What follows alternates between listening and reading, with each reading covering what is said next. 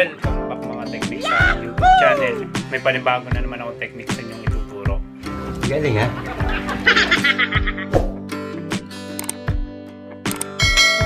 Ngayon mga technique, magkakabit tayo ng carb cover para sa ating mini sporty.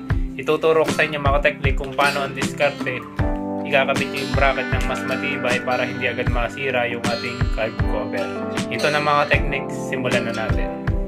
Yan mga technique, ito na yung ating kakabit na carb cover para sa ating mini sporty. Kasi mga technique, nagpalit tayo ng air filter. Kasi tayo ay naka 59 black, 59 old stock. Bago nagpalit tayo ng air filter na mushroom type, stock carburetor. Ngayon, pagka yung nakakabit ay yung stock na filter, nahagok yung motor, kumbaga kinakapos siya sa hangin. Kaya kailangan natin magpalit ng filter. Ginawa natin mushroom type bago stock carburetor, kaya maglalagay tayo ng carb cover kasi pagka naulan or putik yung ating dinadaanan, madudumihan yung agad yung filter natin. Kaya maglalagay tayo nito. Ang alam ko mga technique, kompleto na to, may kasamang bracket, yung pagkakabalot nila, ang kapal ng bubble wrap.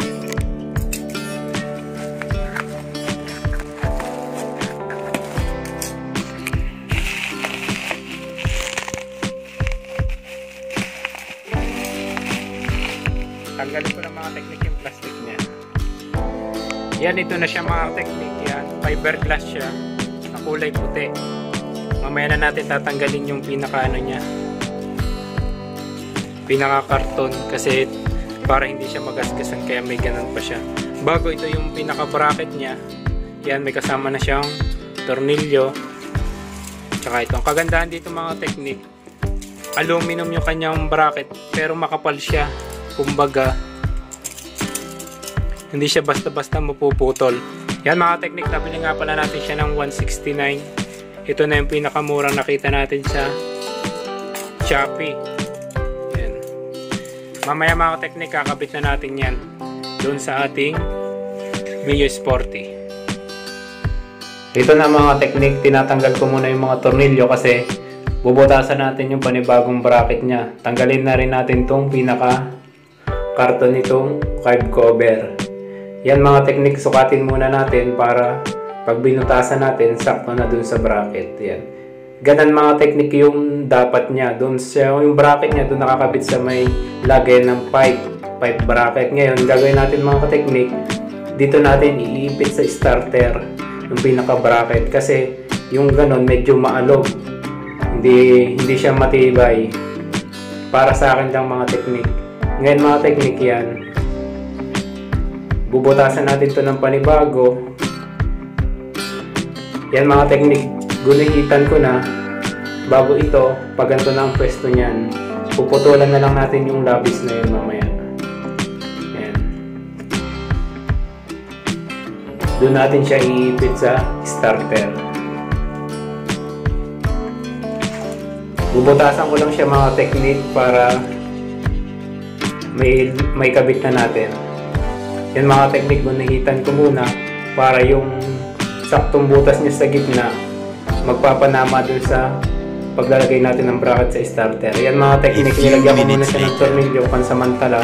Susukatin natin kasi mamaya ang uunahin natin yung tornilyo ay yung bracket sa starter bago tong sa gitna niya.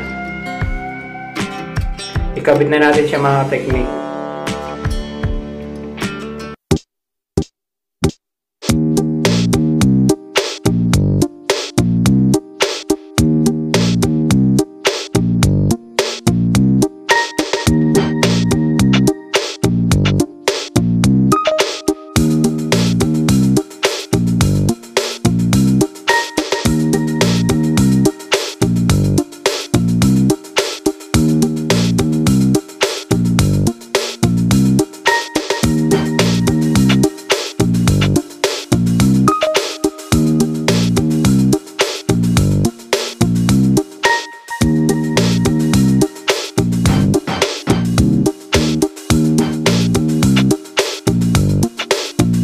Yun mga technique, nakabit na natin. Makikita nyo mga technique yung ginawa natin sa bracket.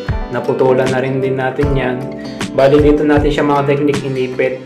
dito sa may tornilyo ng starter. Sa halip na dito sa may pipe bracket, doon natin siya inano para pati magandang tingnan, mas matibay siya, hindi siya maalog. Bago mga teknik, yung mga tornilyo niyan, nilagyan kong yung aluminum na galing sa alin bago may mga washer shop, kasi pagka naandar ang motor mabilis, bago nagba-vibrate mabilis luluwag yung tornilyo. Pag may washer, medyo hindi na siya luluwag. Yan, mapapansin yung mga teknik, hindi na siya nakakalog. Dagdag forma din sa motor, hindi na magdudumi yung ating carburetor tsaka yung air filter. Yan. Dito sa kabila, nilagyan din natin ng washer. Yan, para maganda. Wala na siya mga teknik kauga-uga. Yan mga kateknik, kung may tanong pa kayo, mag-comment lang kayo. Huwag nyo kalimutang mag-subscribe. Marami pa akong video parating. Salamat and God bless.